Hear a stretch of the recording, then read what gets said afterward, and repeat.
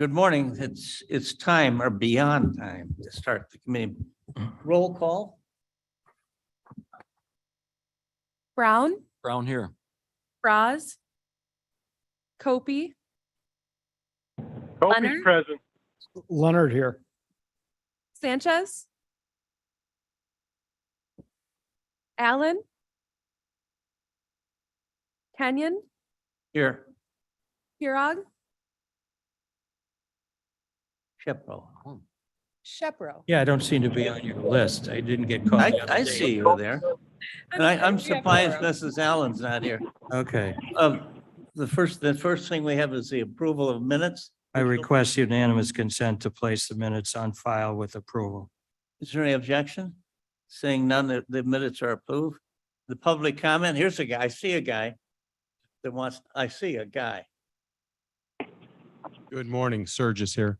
I just spoke with Mark and let him know that there are two pieces that have moved out of judicial public safety that deal with noise, and we have had several of our area farmers reach out, especially after your last farm meeting last week, that have reached out with concern on this. And Mark Van Kerkhoff can bring you up to speed, but I just wanted to make sure that at this committee, I voiced on their behalf, they have some concerns, and we're taking those concerns to State's Attorney Don O'Brien to slightly broaden the descriptions that were put in. So, All right, thank you. thank you. No. Did somebody kick the hornet's nest? Opie, please. Mr. Copey, Mr. Chairman, could we identify those concerns or issues on that regard that Mr. Surges had just voiced? I am curious. I would be happy to put those in writing and collect the thoughts from the email and put them out to everybody. It has to do with when the original ordinance came out in draft form, it was exclusive or where we failed to exclude gun shops, shooting ranges, sportsman targets. And I don't believe that we were looking from the agriculture side of things. They've all reached out and said, hey, listen, we do have some concerns on how tight the definitions were. And if we can just broaden those a bit in scope, I don't believe it changes the intent. They just don't want to get boxed in the corner on things. So I'd rather take those very specific requests. Some of them came from their counsel, and make sure that we bring those forward to the state's attorney's office just for review. So as it goes from judicial to exec, we get in front of that. And since they were a couple of the farmers in the area, I just wanted to make sure that I stopped at agriculture and just voice that concern. Cliff, has Mr. O'Brien given you a timeline? Haven't even spoken with them yet. Okay. Yeah, this just came up this past. Mike, when was your meeting? was it last Thursday? Thursday. So the calls came in Friday, Monday. It was like opening a bag of snakes in a room. Yeah, they were not Responded negatively. happy. So I'm just bringing the concern forward, and I've asked them to put their concerns in writing. I So, didn't tell them, I get along with my neighbors, so I don't have to Yeah. worry about it. Tom, does that answer your question? Tommy, Yeah, it's sufficient. Thank you. Okay, thank you. it has to do with the distance. It's a big deal. And closest of residences, which is 300 yards with 3 residences. So I don't know how many farmsteads are like that. I think there is a statute that governs the criminal side of it that defines a residential area as any area where the houses are within 300 yards, which is possibly absurd, but it's in the state statute. But anyway, more later, right? Yes. Thank you. That was the public comment? We have partners, We now have light. but we have lights. Yes. We were trying to conserve electricity, madam. We were in sympathy with the Ukrainians. Yeah. And I don't see Mr. Arnold, he's not here. Probably not going to call in. All right. And we did award our truck. So now they're looking for another one. Some man in Geneva, well, Bill Collins sold the ticket. And it was Bill Collins's daughter that saved that lady at the ball game. The lady that had a seizure. Hmm. Yeah. She stepped up and gave her CPR, which is pretty cool. When you, It was at a, oh, where was that? At the- about 3 weeks ago, I guess it was a big, some ball game over at Geneva High School. I think in basketball, I think. Yeah, there was a story in the paper about it. Yeah. Anyway, the lady would have died, the young lady, it's a girl, could have died if she hadn't been attended to right away. Wow. All right, so we don't have the Farm Bureau, we don't have Northern Illinois Food Bank. Now we go to presentations. And who's that? Soil Health Steward Training Rebatch, Janice Hill and Matt. Good morning, Tasker. everybody. Hi, Janice. Good morning. Matt and I are going to do this presentation together.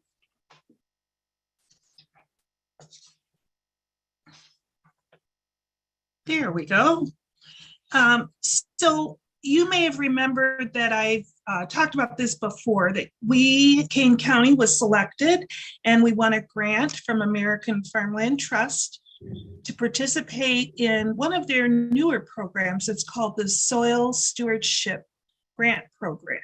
And it offers to the winners of the grant training, specific soil training, and a cash prize of $10,000 to bring resources about soil health to our landowners and farmers on our protected lands, the lands that have easements on them. It's a very specific program, and it has benefits for the farmer, the landowner, and then the larger community. So Matt and I joined a group of our colleagues that do the work that we do from around the Midwest. Since we're the only county-based program in Illinois, our cohort included colleagues from Michigan, Wisconsin, Ohio, where they have programs similar to ours. So first of all, it was kind of nice to meet our colleagues doing some of the same work. And while we all have easement programs, some of them are a little bit different from ours. So it is kind of interesting to learn what other people are doing. But for the most part, all of us have been focusing on the land protection portion of it, just getting that land protected through agriculture conservation easements. And we've never been a part of investigating or being part of the land stewardship, how the land is stewarded, especially the outcomes and benefits from improved soil health. So we were able to take a deep dive into that and learn a lot about soils. Something neither one of us were soil students, we're land use planners. So for us, it was a deep dive into that. And then we're a part of a group that will do a year-long effort with the landowners of those protected farms to work on soil health. So maybe Matt, you could go on to the next slide. We're going to be part of developing an action plan, a soil health action plan for our protected farms. We have to develop that plan by the end of November. So Matt and I will be working with our partners, Water Resources, staff, Soil and Water Conservation District, Farm Bureau, NRCS, FSA, all of the partners that are involved with soil health, and try to create a soil plan, what we hope to achieve with our protected farms within the next year and beyond. And then we'll also coordinate with our other grants that we have active, including the Donnelly Grant, which has given us $100,000 for support for our farmers as they develop some of these practices as well. So luckily we have money and resources. And so we'll work on that action plan, bring that back to you maybe December, January to take a look at, and then we'll start working on it. And then we do have our check-in with our group a couple of times during the process to see where we are. And then of course we have the opportunity to work with our partners in our cohort and with American Farmland Trust and other specialists during that time as well. So I'll let Matt pick up from there. All right, thanks. And Blair, you can just finish on the last slide. As Janice was saying, it was really an interesting training from the standpoint of from us not really having formal training in what soil health generally means in terms of, composition and biology. It was really interesting to develop a better understanding of that. And I would say one of the main takeaways for me is that it really comes down to how water moves through soil, and that healthier soils are better at allowing water to infiltrate and retain that water as opposed to not being able to absorb into the soil and running off the land. And a lot of times carrying nutrients and materials that the plants depend on to grow and to be healthy.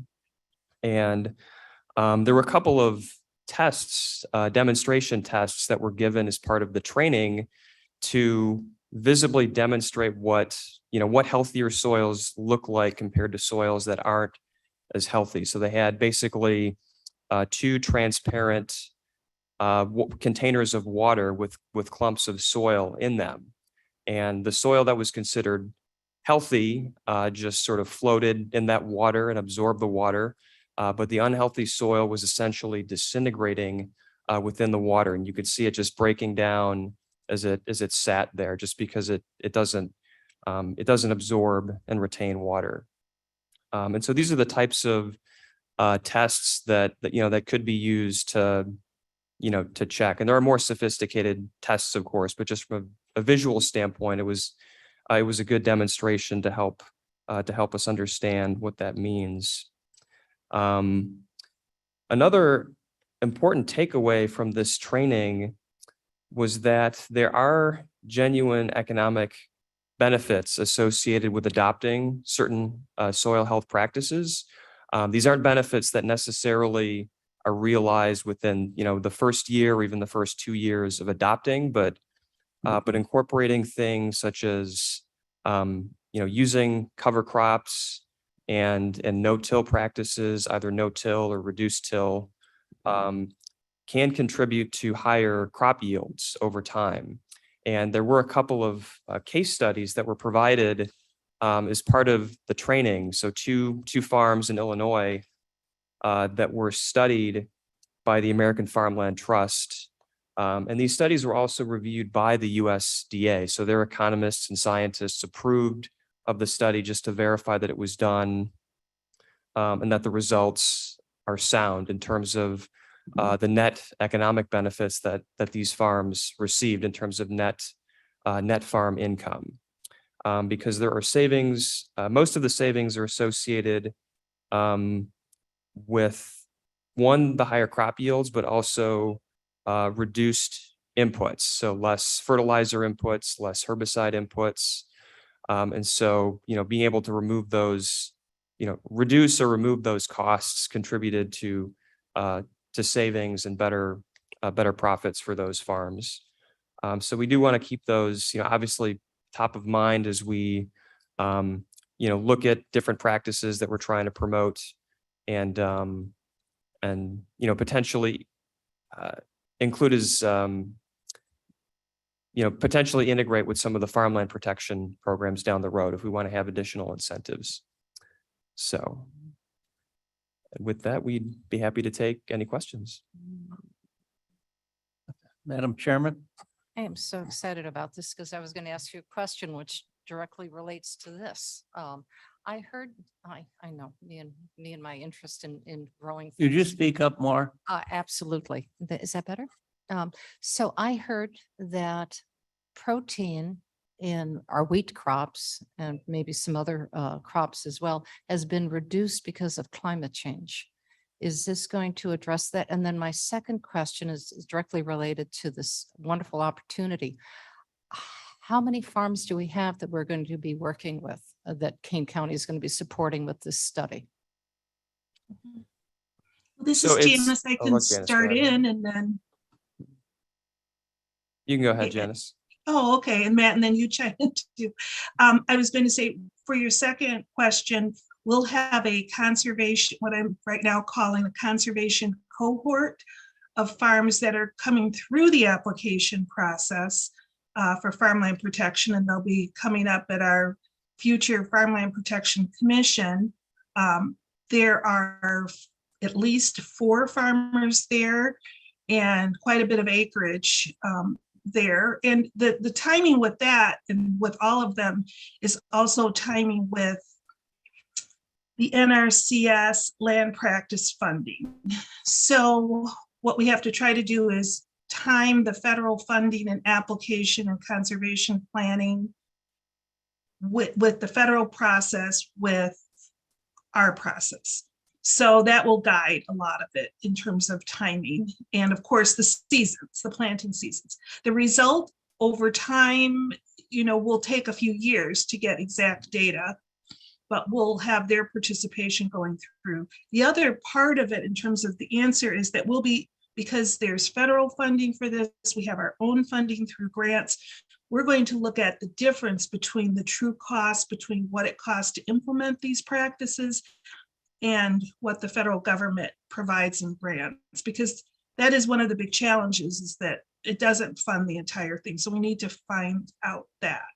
Regarding wheat, I'm not sure, Mike Kenyon may want to weigh in on this. Our primary crops here are corn and soybeans. So all of the farmers that we are working with in the easement program have a corn soybean rotation, not wheat. So we won't have any wheat growers in this particular cohort or in any of our easement farms.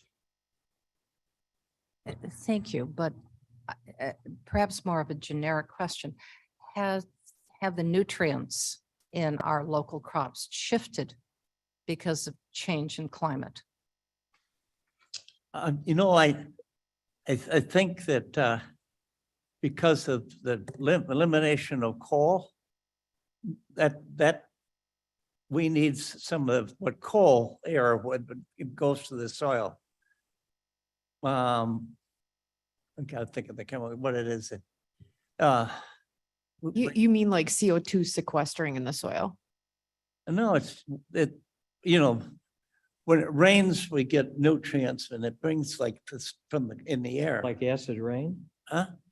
Well, yeah, the acid rain. And then I gotta think what it is they add, what do they add to the fertilizer now? It's sulfur. Sulfur? There may be a lack of sulfur.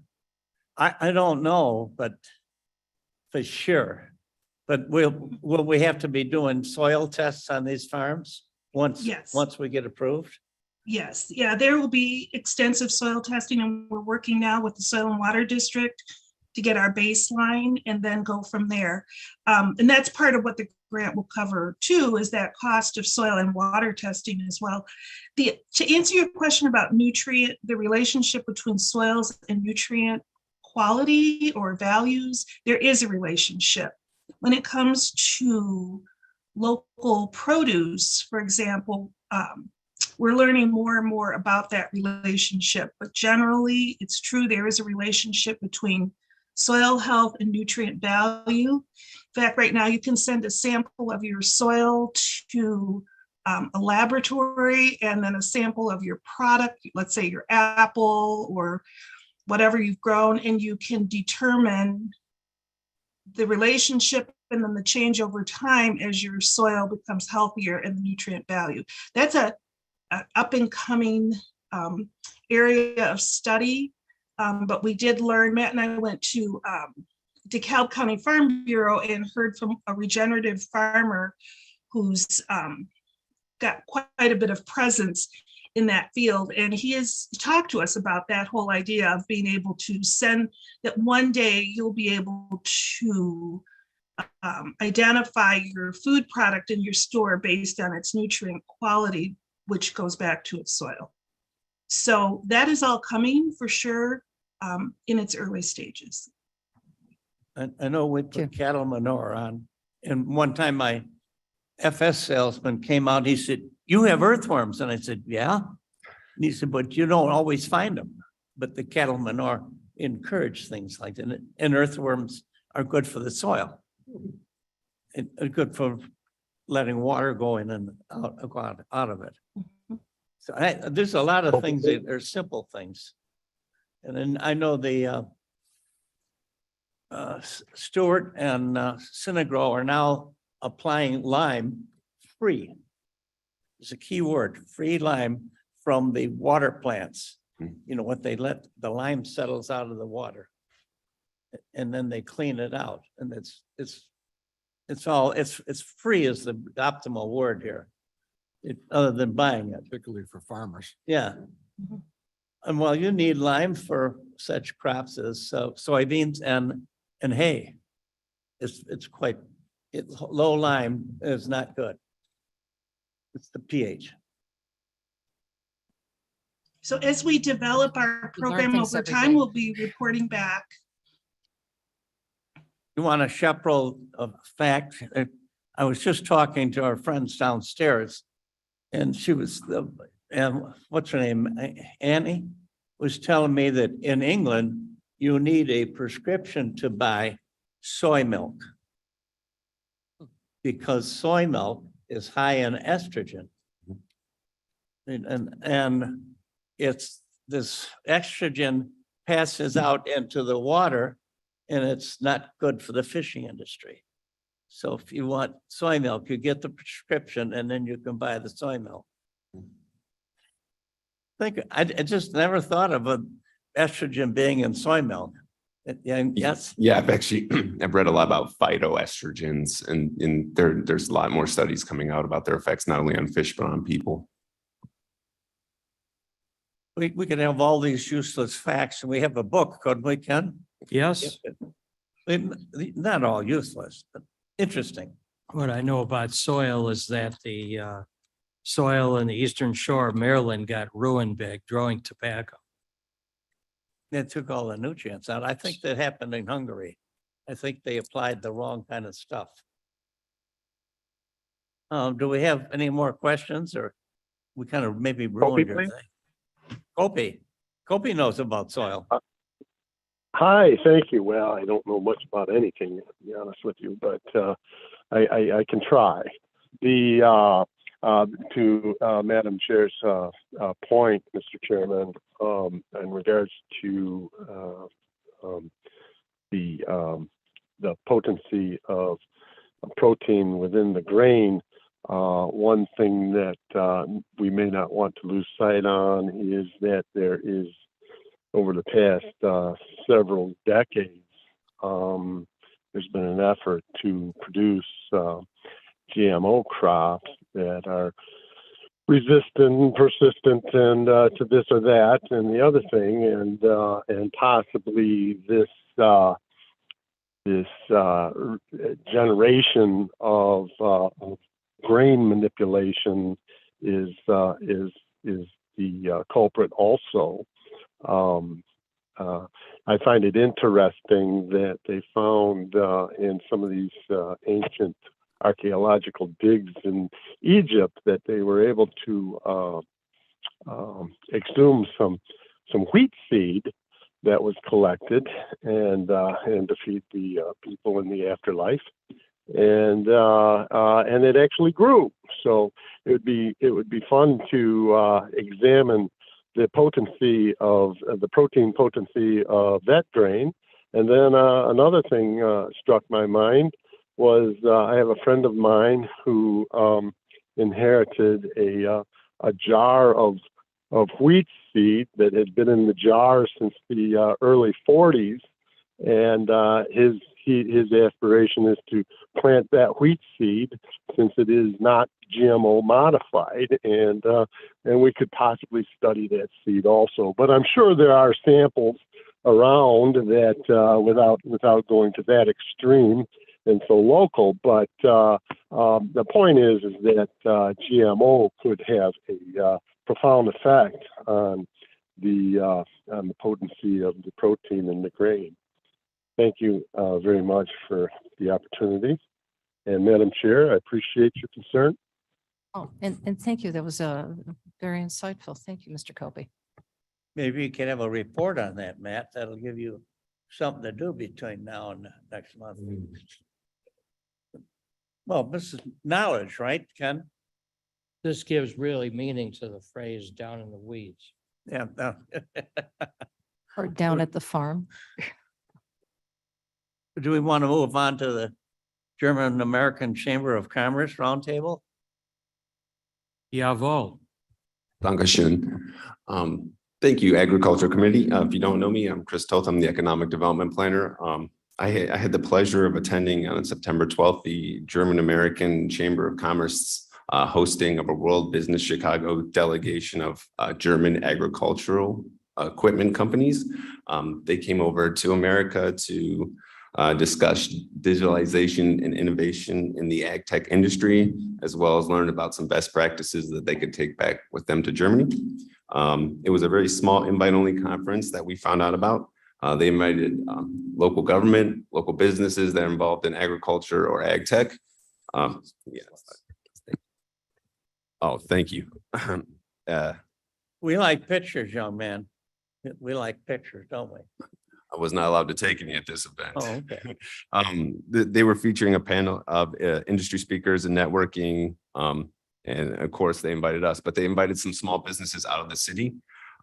Really interesting about this event was the only people that attended outside the city were businesses and me from Kane County. We invited 3 businesses, Auto Engineering, Bison Gears, and Monitor Technology, and their CEOs were able to join us at the event. So they got a chance to meet some of these German companies. These companies represented the harvesting industry, hay and forage, farm management, IT software, GIS software, soil analytics, automation and robotics, and agricultural wheels and tires. So really broad-based industries. And they had a lot of good questions. We learned a lot about German farms. Typically, their farms are much smaller, so 50 acres or less. They're family owned for multiple generations way back. They can tell you which war, took their land and they had to get it back from. So that was really interesting. They also had some German universities who were talking about their research into unmanned aerial vehicles and sensor technologies so that they could have redundancy out in their field. So if the sensors go down or if the power goes down, how would they still be able to monitor their crops?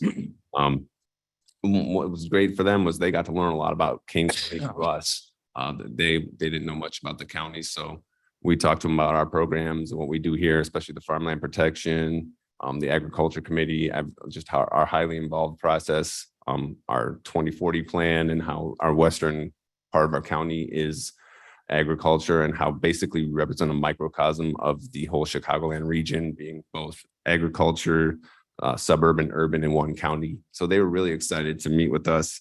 I can't talk right now about my initial conversations other than the fact that we are looking into potentially working with some other delegations to bring them out to Kane County in 2023 and 2024 to have farmer to farmer talks. And so they'd love to learn more about what we're doing up here. We actually were recently invited to join a delegation from Taiwan, but that was just the timing just didn't work out for us. So we had opportunities pop up because of this meeting. But we like to highlight these events because as part of our regional work and regional cooperation with other economic development organizations, we get these opportunities all the time. And it's really important that we take advantage of them because we can attract these businesses out to Kane County. And these are usually the first steps to doing so. So I was really excited about that. But we also, it kind of shows Kane County's leadership because we were the only ones that took this opportunity out of the 7 counties invited. And we got our chance to have our businesses talk directly with these delegates and learn exactly what our businesses are offering and how we can partner or how they can have opportunities to bring their business over here. But that's the long and the short of it. So I'd love to answer any questions anyone has. Any questions, Mr. Shepro? I seem to recall that Germany has a fairly successful sister city or city county program with American municipalities. I know Schaumburg is one city. They actually visit each other, and it's surprising you think you're all alone, and they have the same problems we do, bigger or smaller. And it's a great to gather and exchange ideas. Are your cows Holsteins? Yes, we have Holstein cows. There you go. Germany. Yes. This has got, I applaud this. I think we all applaud this. It's a wonderful opportunity to have that cohesion between what's happening in one of our European countries and what's happening here in the United States and well, Kane County for sure.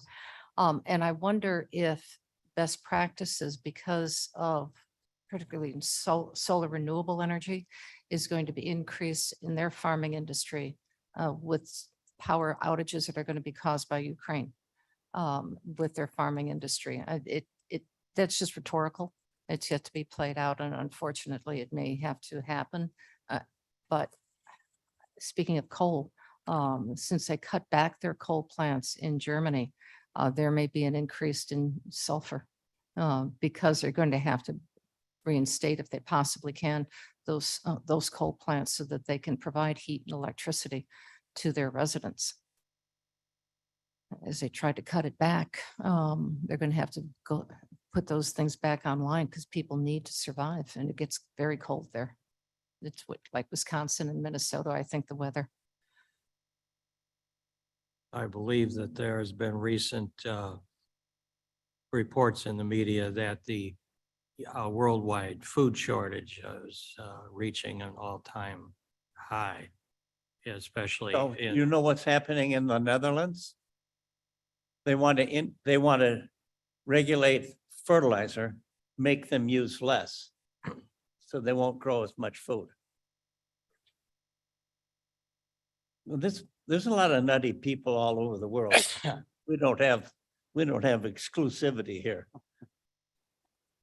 The big deal is we have to feed the world, because that's one of the reasons that we have farm programs that deal with food. It's very important that there's a steady food supply, because you don't learn well when you're hungry. That's why Madam Chairman gives us stacks, so we don't sit here hungry. I think we're also learning that Ukraine fed a good part of the world Yeah. that maybe a lot of us didn't realize. In the breadbasket. So I would like to follow up on that comment, but I'll wait until growing for cane, if I may. Okay. Mr. Yeah, I just wanted to thank Chris for attending with our businesses and representing Kane County. I want to point out that this is an early fruit, so to speak, from our partnership in the region. There's a resolution going to the November board, which supports the regional effort and financially for us to buy into services that World Business Chicago would be providing to the region, including Kane County. And a lot of that benefit will be events like this where global partners and in the city of Chicago are I think it's like 57 different consulates from around the world. And they regularly host these dignitaries and fact-finding groups and stuff that come to Chicago. And they don't want to just learn about urban Chicago. They want to know about what's going on in agriculture and This is where all the fun is, yeah, out here in the burbs. exactly. So, by Chris responding to be able to go and us being able to contact some of our businesses to go down there, we become the go-to partner when they have someone from anywhere in the world and gives exposure to our businesses. So we look forward to that continuing, but I just want to point out this is sort of a, down payment of good faith effort by World Business Chicago to be including regional partners like us. And do we move on, or is there any more questions? Growing and cane updates, Matt, Yes. you've Good. got a lot today. I know, back again. I did want to share a couple of program updates. Some of our partners are creating some new resources and projects that I think would be of interest and benefit to some of our farmers in Kane County, as well as the community more broadly. And the first program I want to touch on is called the Donations and Discounts Depot Program. This is a new effort that's being headed up by the Illinois Farm Bureau and the Illinois Specialty Growers Association. And the idea behind this program is to create a network that will better connect farms with food banks that are seeking either donated food product or a product that could be sold at a discount. And more than just food banks too, it is going to be open to other, any nonprofit organization that provides food security service for the communities. And so this is going to use an existing marketing program, an online marketing program called Market Maker. This has been around for a few years, and many of our farmers are already familiar with it. They have profiles online that they've created that they use to market their products and different services that they offer. And so there was a new feature that was added to Market Maker specifically for discounts and donations. And so signing up, for farmers is free, so it's relatively easy, and it's all kind of predicated on this idea of reducing food waste, product that's grown on farms that might otherwise just not be eaten by anyone or go to any use. So it's really intended to capture those foods. A few of the other just general benefits for farmers. So again, it's free, but farmers also get to decide whether the cost of transporting the product to wherever, whichever nonprofit is going to be receiving it. If the farmer is willing to cover it, they can, if they want to provide the transportation. Otherwise, if not, they can decide that the recipient organization is responsible for that. It really is just meant to be kind of a one-stop shop, a streamlined process for farmers to find donations. I think some farmers do have their regular go-tos, but other farmers might not have, connections or relationships with existing food banks or pantries. So this is just kind of meant to make those connections a little bit easier. And again, it's up to the farmer to decide if they want to, give that product away for free, or if they want to designate that as a discounted product that, that the recipient would pay something for. Do you have a question, Mr. I Shepherd? do.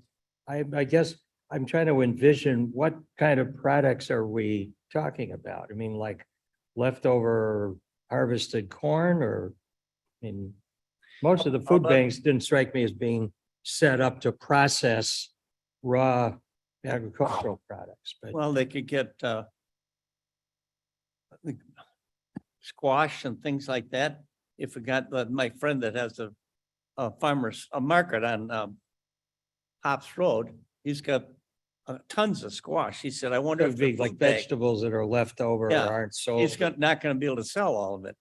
And he asked me, do you think they'd like it? Well, so I will call the food bank. A lot of Just don't- backyard farmers who grow zucchini and tomatoes might Well, find that useful too. You have to sneak around to deliver some of the items that nobody wants. Yes. Thank you, Mr. Chairman. Mr. Tanzi, with respect to donating this, whether it's discounted or strictly donated, is that something the farmer would be able to write off on his taxes as a loss then? I believe if it is to a nonprofit organization, a charitable organization, they would be able to deduct the value of that as they would any item or anything with a monetary value that could be Most of the determined. food banks are all 501c3s, so That's you excellent. just Yeah. put down, it's like giving clothes to the Salvation Army. You estimate the value of your agricultural product and wait for the IRS to audit you. And the reason why I ask that is it does incentivize the farmer to donate, which is great. Yeah, and just to finish this point up, it is in a beta testing right now, and the plan is that this will launch statewide in full early next year. So it is it's It's an invitation only program right now, and we did try to promote it a little bit because we did have a connection with the Farm Bureau and the specialty crop group. But once it is, it is statewide, we'll make a renewed push to promote this program.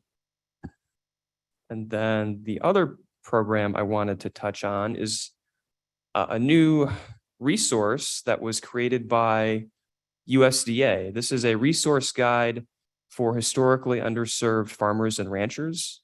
It is recognized that there are groups that have not been well represented by USDA programs, groups that have not had easy access to USDA programs. And so USDA has created a guide specifically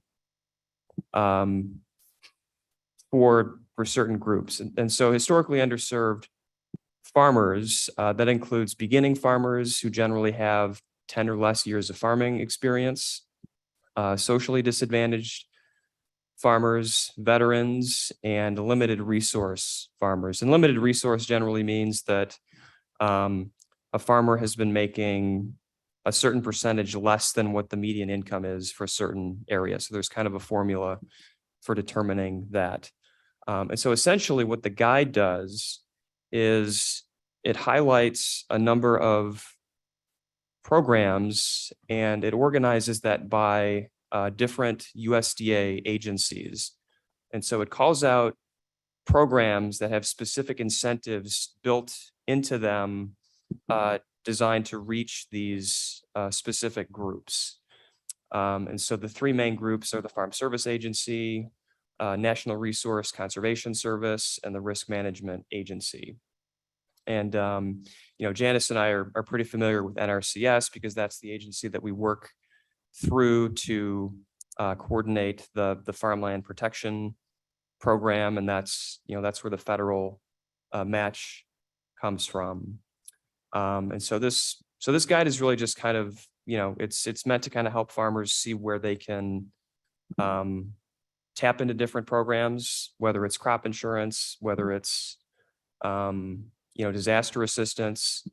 There's a lot of programs out there, and some of these have some additional set asides, if you will, for historically underserved farmers. So we want to promote that and just make sure that Kane County's farming population is aware of it. Any comments or questions, Madam Chairman? Thank you. Yes, I do have a question, and this was brought to my attention yesterday, and I've been concerned about it, and I was happy that this meeting was going to happen so we can discuss it. The food banks, from what I've heard, are not receiving enough food to provide for the needs here in Kane County. Couple of reasons, primarily though, from what I've heard, is that because of the supply chain, that food has become increasingly pricey. And there, not only that, with the high price, but there simply is not enough food. So I got to thinking, and this is the question I have. And I'm happy to hear about the first program of the marketing of excess vegetables, et cetera, to the food banks if they would so choose. But can we encourage, or is there a way that this committee can encourage our local farmers to grow food, edible food, the consumable food, whether it's beef, pork, chickens, eggs, produce, that is a set aside that is directly supported by our local food banks so that we can feed our children and our families that are here and are in need. Can you really deliver like raw meat to a food bank? Well, it has to be It has to be processed. refrigerated. Yeah, it has to be processed.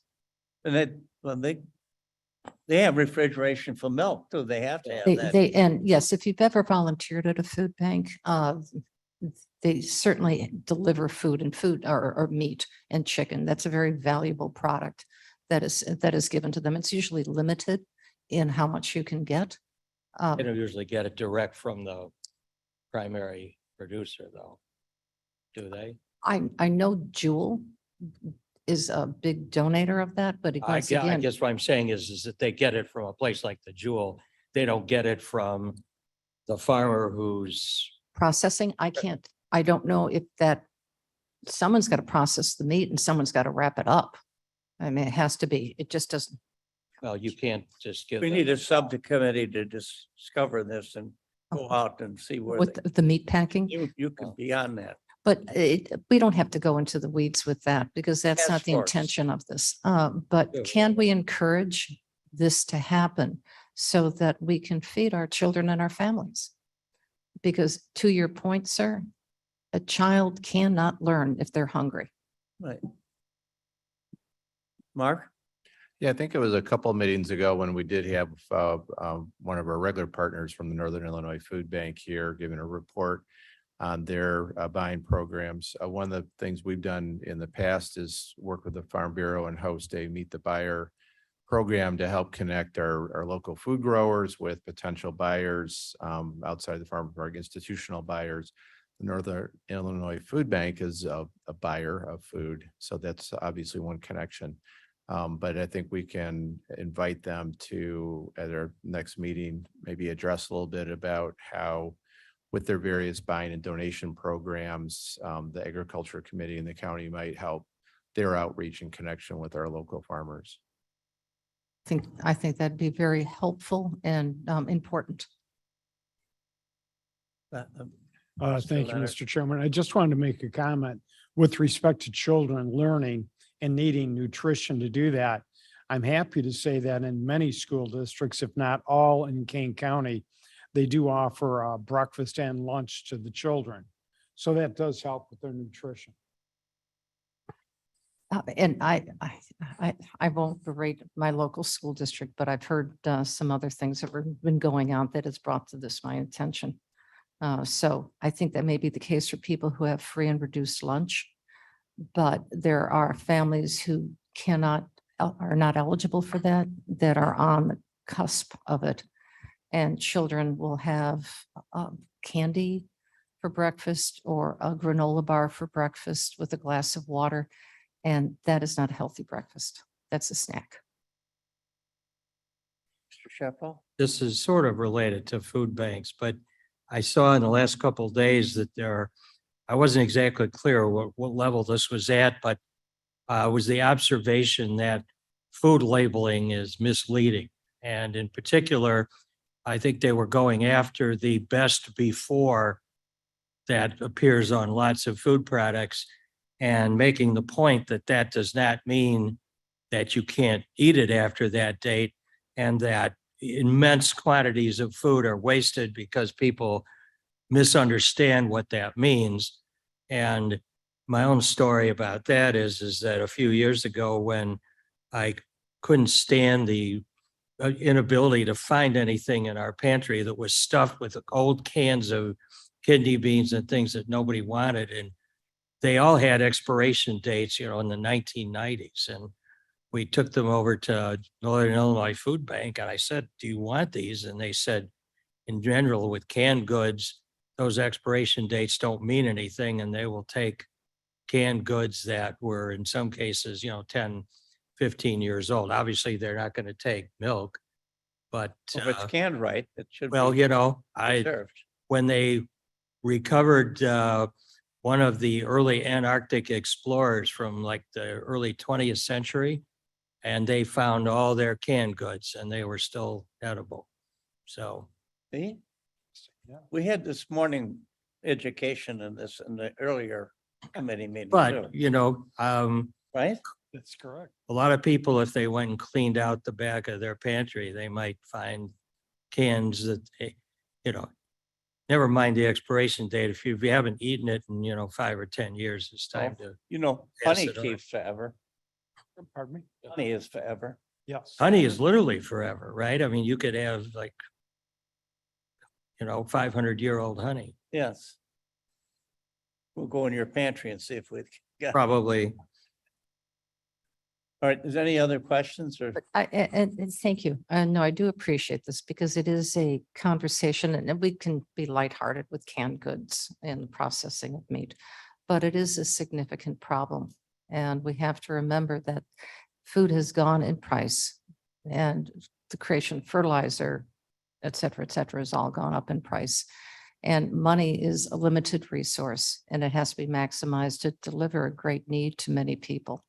And I was very surprised, and I don't have the data at all, how many people here in Kane County are actually being underserved by food. You don't see any, within my vision. We are very blessed to have choices. Food stores and farmers markets. Mr. Chairman, Yes, would I ask unanimous consent to place the reports and presentations in could. file? Mr. Leonard said it's okay. I would agree. And we're gonna have an executive session? No. No, And then would we have an adjournment? I would move to adjourn. Mr. Second it. All in favor, say aye. Aye. Opposed, same. Sign.